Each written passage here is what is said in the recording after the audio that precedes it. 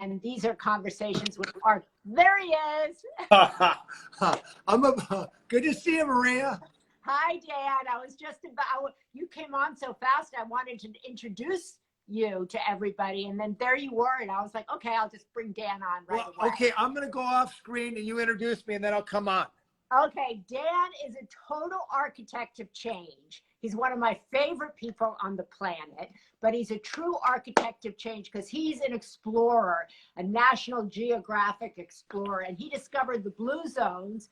And like almost every year, he comes out with some new fascinating book or cookbook or something about how we can live longer, how we can live better, how we can be more evolved. And so that's why I always like talking to him.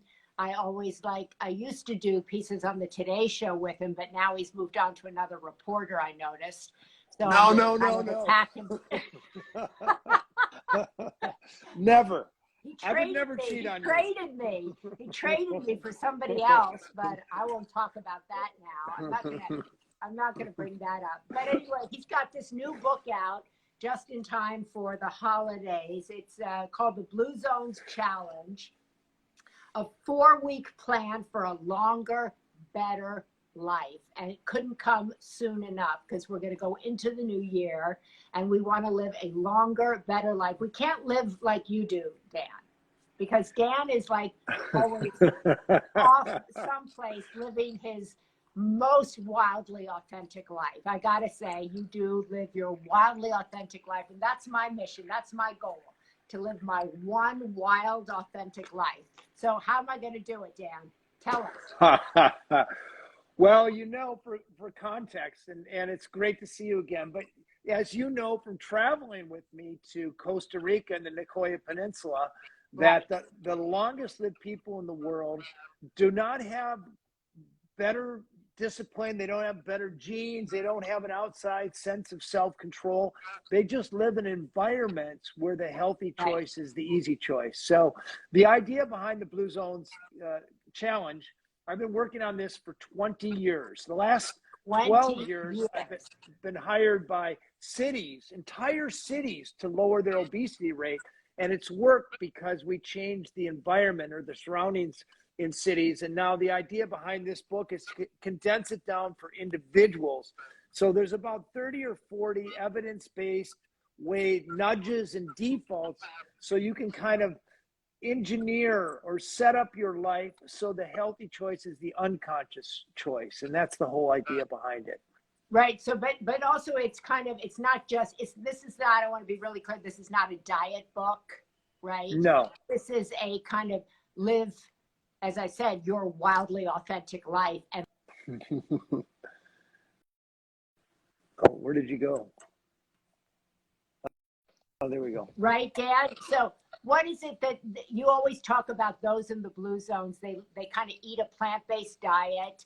They move all the time. They have strong spiritual lives, right? That's right. Lives of meaning, right? Yes.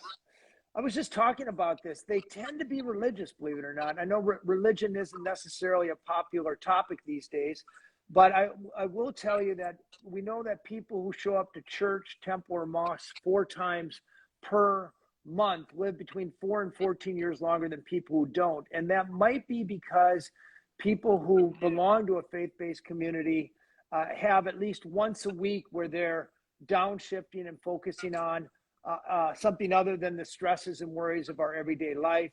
They're less likely to engage in risky behaviors.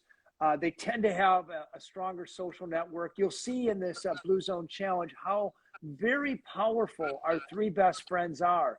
And people ask all the time, well, I'm 40 or I'm 50 or I'm 60. How do I make new friends? And be belonging to a faith-based community is an easy way to do that. And you don't have to belong to a faith-based community to live your wildly authentic life, but I'm just saying it's a strategy that is time-honored and we measurably adds years to your life. How do you live your wildly authentic life? I mean, you're such an example to me, actually, of living your wildly authentic life. I mean, you have to prioritize your health, right? Yes, I would say, Maria, it's starting with very, very clearly knowing your sense of purpose, why you wake up in the morning. That in Okinawa, they call that ikigai. And the way you get it, I believe, is you take 15 quiet minutes with a blank computer screen, or it could be even a piece of paper and a pen. Remember this thing, a pen? Yeah. And write down. There's write mine. down. There we go. The pen and paper brigade. And I suggest 4 columns. One column is your values, and you only need is a word or two. List them. The second column is what you like to do. The third column is what you're good at. And then the fourth column is an outlet for them. And for about 30% of Americans, and that's not very many, according to Gallup, 30% of Americans find their purpose at work. That means they're putting they're able to do what they do best to work every day. Most Americans aren't doing that at work. So that's usually through a volunteer opportunity, or it is through a hobby. It could be through your family, or it could be a religion, another great outlet for purpose. But I do believe you're wildly, and by the way, I love that phrase. I'm so gonna co-opt it. A wildly authentic life. It's knowing your purpose, and so we're all your different. First thing is know your purpose. That's right. And then set your intention to create your life around that, or including that, or. That's right. You have to have an outlet for it. You can know your wildly authentic life, but if you sit on the couch and watch TV, you're not exactly living it. Unless, of course, it's the Today Show with Maria Shriver, then that's wildly authentic. Don't try to get back in my good graces. So, but Dan, you're saying that like prioritizing. So I love that. Kind of go sit with yourself for like 15 minutes, right? Kind of find what brings you your purpose, your joy, then create the life that includes that in it, right? I always say live in the open field, but you're saying prioritize your health, know your purpose, right? Have people around you that strengthen that purpose, that strengthen that way of you that you want to live, right? Right. Exactly. So there's a detail here that we don't want to gloss over. So our friends could be a net negative or a net positive. We know that if your 3 best friends are unhappy, lonely, that is actually measurably contagious. But also drug use and alcoholism and obesity, also measurably contagious. This comes from Nicholas Christakis, who is a Harvard, now he's a Yale scientist. And he actually measured that if your 3 best friends are overweight and unhealthy, it's 150% better chance that you will be. So I would not tell you to necessarily dump your old friends, because they may need you. But I will tell you, by proactively surrounding yourself with 3 friends whose idea of recreation is gardening or biking or bowling or pickleball, which is my latest obsession. 3 friends who care about you on a bad day. In other words, you can, if you're having trouble with your partner in life, you can, or there's a death in your family or death of a friend, you can call them and cry. Or if you're short of money, you can call them and borrow money. You can have a meaningful conversation with you. I can't tell you how important that having that true friend, not just a Facebook friend or an Instagram friend, but people who you can lean on, and they'll be there for you. And then also, it's not a bad idea, as you started to allude, it's so clear, Maria, that if you're eating mostly a whole food, plant-based diet, your chances of diabetes and heart disease and several kinds of cancer drop by about a factor of 3. And the Adventist Health Study that followed 103,000 Americans for 30 years found that the meat eaters weigh about 20 pounds more than the non-meat eaters. So if you want to lose weight, a tried and true way is to go for that whole food plant-based. Well, how do you do that if everybody around you is larding up on burgers and hot dogs and pizza? Right. Well, the secret is to have 1 or 2 vegans or vegetarians in your immediate social circle, because they're going to teach you where to get delicious plant-based food, how to prepare it, and they're going to compel you to serve it. And I know, for example, that is me for you. That's You were true. over at my house and you were like, well, I'm not going to eat beans. And then Yeah. I made you with fabulous lentils. And the next thing I know, I got an email. Could I have that recipe? Yes, that's Which I true. love. You have to come back. You're exploring all the time, so you have to be that person. Because I do eat better when you're around, and I do kind of. I'm a naturally curious person, but I am inspired when you're around. So why do you think, Dan, this kind of book is so important at this moment, right? This moment that we're in, people tend to eat a lot during the holidays. A lot of people are challenged, actually, during the holidays. They feel alone. They take stock of their lives. They want to make changes. But what is it about this book at this moment? Yeah, so I opened the book by saying if you're unhealthy and overweight in America, it's probably not your fault. And in 1980, and most of us can remember 1980, only 15% of Americans were obese. Now we're up to 45%, and that number is growing all the time. And it's not, by the way, because people lack, discipline or they're bad people. It's our environment has changed. It's so we are genetically hardwired to crave sugar, fat, and salt, and take rest whenever we can. But we evolved for 25,000 generations of the human species in an environment of scarcity and hardship. And now we're in this. You can't.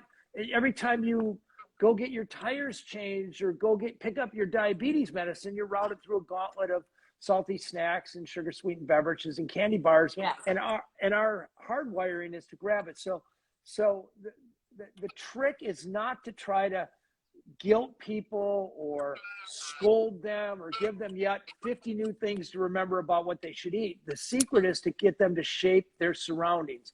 And to my knowledge, there's never been a book out that has taken evidence-based ways to show people how to set up their home environment, their work environment, their social environment. And the reason, to your question, we're doing it now is because after the holidays, people are making New Year's resolution. New year, new year. You've heard that before. So it's time to be a gift. It comes out next Tuesday. It's time to be a gift of life for your loved one or friends. We're not trying to ask you to start this during the holidays because we all deserve celebrations and we deserve to treat ourselves.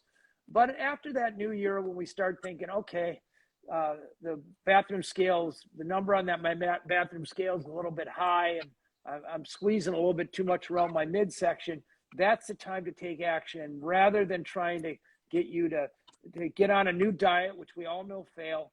We'll show you how to set up your home and your social life and your work life so your unconscious decisions are better. So I like this. It says 4 weeks to a better, happier, less stressed life. And it doesn't say, 4 weeks to a skinny life.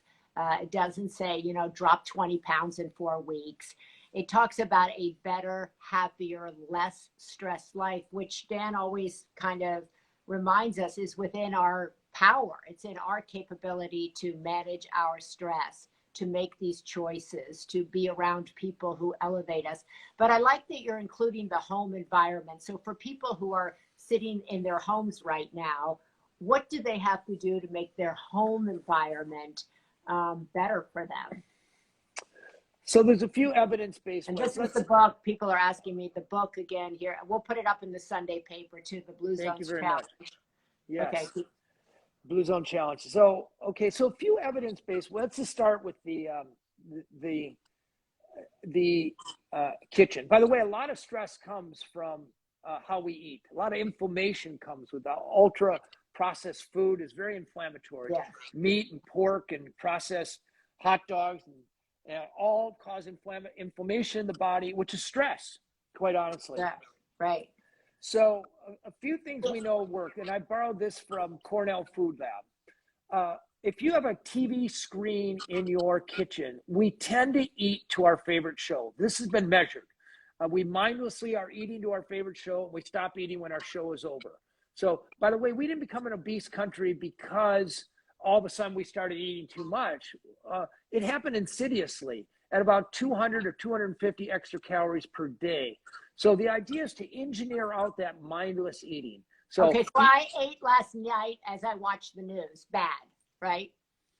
yeah, I would say separate those two activities. I wouldn't say don't watch the news, but I'd say eat your meal and slow down and eating a good meal. And I know, by the way, I've had the privilege of eating at your house, and you have very good food there.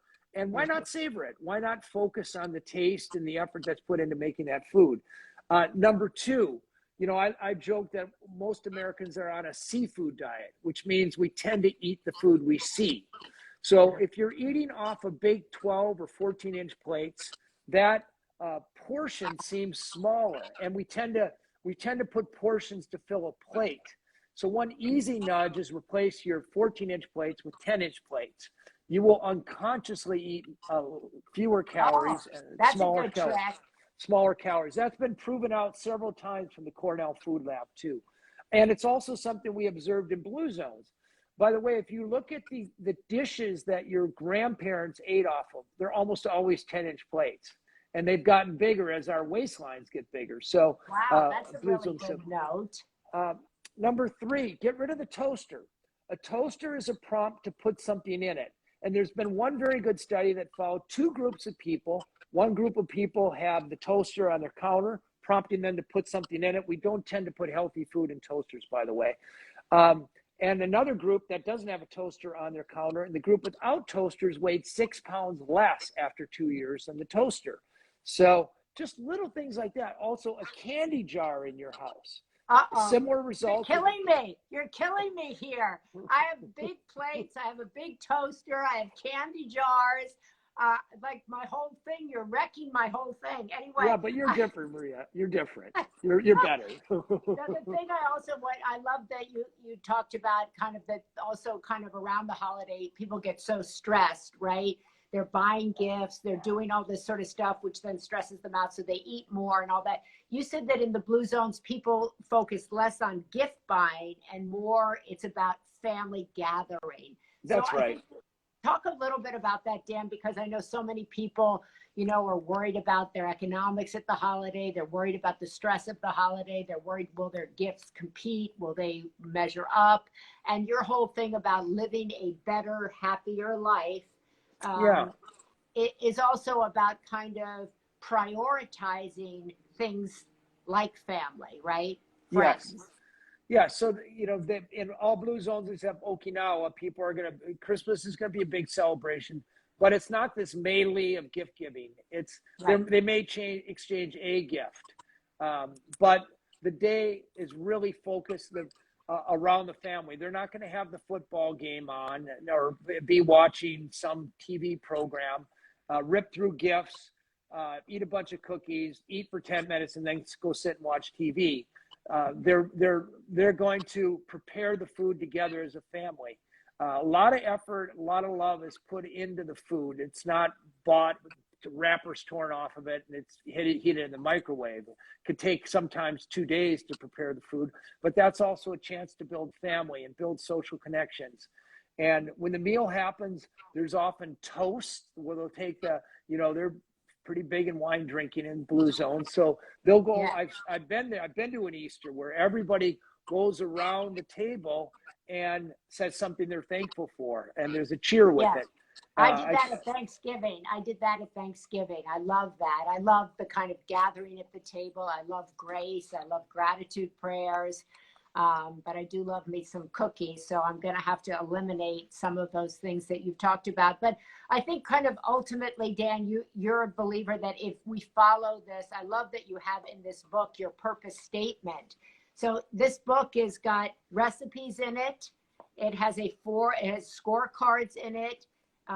It has, I gain a sense of purpose when, and then there's space for you to write out. I get up in the morning too. These are questions that they seem simple, but they're really actually very thought-provoking. I get up in the morning to do what? Yeah, if I could just take a minute to unpack that. There's a lot of talk about purpose right now. Robert Buettner, who was the first director of the National Institutes on Aging, did a study on purpose and found that people who could articulate their sense of purpose, why they wake up in the morning, are living 8 years longer than people who are rudderless. So if you could put purpose in a capsule, it would be a billion-dollar blockbuster drug. And, you know, we talk a lot about it, but what does it really mean? So what I've tried to do in this book is aggregate the best research on how you sit down for a few minutes and pull that purpose out of you, write it down and articulate it. And once it's in front of you, once you know it at the top of your mind, it's a lot easy to put to work, to actually live that wildly authentic life of your own. So what's your purpose, Dan? What's your purpose? To explore the world, mainly traditional people, and isolate the wisdom they offer the rest of us, and then share it, which is what I'm doing at this very moment. I'm very clear on that. I've done that 30 years of my life. You know, even before I started Blue Zones, I was a National Geographic explorer doing that very thing. And I love it, and it keeps me going. And you get up in the morning too? Well, these days I get up in the morning to share what I've learned in Blue Zones. You know, now that the book is coming out, I'm spending a lot of time sharing it. And the way people are sharing news these days is doing exactly what you and I are doing right now. Right.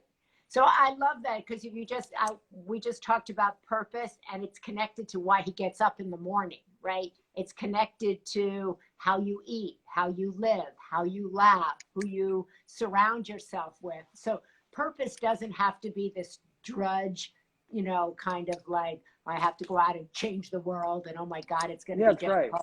Right. So I think purpose often has a bad rap, right?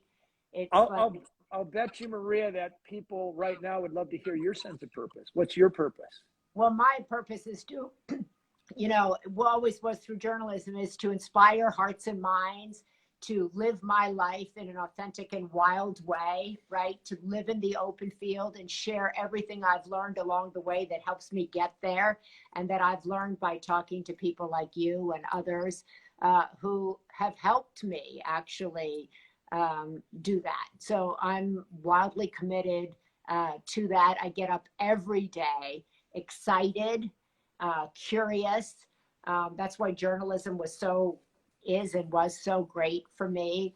And I love, like you, sharing what I've learned and how I really do believe that living our wildly authentic lives, knowing our purpose, and seeking to not only inspire our own self, inspire ourselves with the way we live, but to inspire others, is what ultimately changes our world. I also know that was actually very well put, and I don't think most people could articulate it that clearly. I also know that fighting Alzheimer's disease, something we've done together a little bit, is central to your. I think of that as my mission. You know, I kind of divide these out. Like, my purpose in life all day long is to do what I described, but my mission, one of my missions, is to eradicate Alzheimer's, to understand it, and try to wipe it out, right? And that is something that it's almost like a divine mission, you know, it's kind of like from above. So I kind of, every day, I'm not fighting Alzheimer's, but it does permeate kind of everything that I'm doing, because I want to live long. I want to live independently. I want to live with my cognitive abilities intact. And I've seen up close what it's like to lose that, and what impact it has on your family. So that's why I kind of, you know, always am interested in what you're doing, because I'm constantly looking for ways to live my life better, healthier, you know, so that's good for me, and it's good for my children, because I'm sure they don't want to sit and take care of me, right? No. And you're also the consummate mother too. I know that's got to be pretty central to your mission. Yes. Oh my God, I have to change. Well, that's just like a given. I mean, like, you know, my kids are my life, right? Yeah, they really. My kids are my life, and they're definitely the best thing about me, or the best thing I've done, or. And I would argue you're probably the best thing about their lives. And, you know, we articulate out that Blue Zone are the 9 common denominators of the world's longest lived people, putting family first. Yeah. They're front and center in all blue zones. Yeah. And And I again, know in your life too. I know in your yeah. life too. So I think, you know, this book comes out on Tuesday. I hope everybody goes out and gets it. I hope that people gift it. Somebody's there. Gift it for the holidays. What a great gift. Like, I hope they give Mosh Bars and the Blue Zones Challenge. I love them. We got to talk about Mosh Bars. Yeah, you said you were going to promote Mosh Bars. So I Mosh would. Bars, that's what to give the gift of brain health. And this is kind of overall a holistic health plan, right? And he's got recipes in here. And what I really admire about Dan is that he lives what he's actually talking about. I talk about living a brain healthy life, but I do eat sugar, and I know that's terrible. But just in case somebody ever sees me, I have to out myself. But you really kind of you live a life that is really inspiring, and I think that's and you make room for that. You put your intention towards that, and you live a life that brings you great joy. And that's uniquely yours, which is, a great thing. So Dan Buettner, Architect of Change. Here's the new book, The Blue Zones Challenge. Perfect time of year, perfect gift to give. You don't have to do it at the holidays. You can wait to the new year, he says. But I guess I'm going to go unplug my toaster and hide my candy. But everybody... No, well, let's be clear. People deserve to treat themselves. So it's when the treat becomes 5 times a day, that's when we have a problem. That's when we have a problem. Okay, yes. There he is. You've heard it from him. Dan, you'll be back in LA soon, and I'm sure I'll see you when you come back. Good luck with this book. And if anybody here has other questions, I'm very good at answering them. You can send them at Dan Buettner. I will answer all of your questions. And really, yeah. And also, you've started doing these educational videos on TikTok. Is that true? Yeah. Well, that's what the kids are doing these days. So I figured I'd better get on. Yeah. So I do little 1-minute videos on TikTok about what to eat. And, I'm kind of dorky. I ham it up, but it's all, based on science. And it's been a fun little experiment.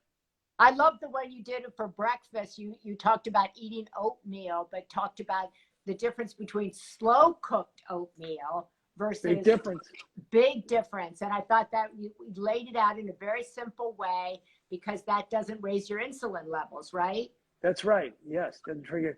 Yes. So much lower glycemic level if you're doing slow cooked, steel cut oats, for example, than quick oats, with raisins or whatever in there. But slow cooked oatmeal. That's a consummate Blue Zone breakfast. Consummate blues, as are corn tacos, right? Corn tacos and beans and minestrone and the lentil beans. There you go. So a lot of these recipes are in here, and then Dan has other cookbooks. So you can just go look at on Dan Buettner. He's got all his books up there. You can go Blue Zones. They're all Blue Zones. Blue Zones. But you can also go to Dan Buettner. True. Google Dan Buettner, and they all come up too. So whatever's your easiest thing.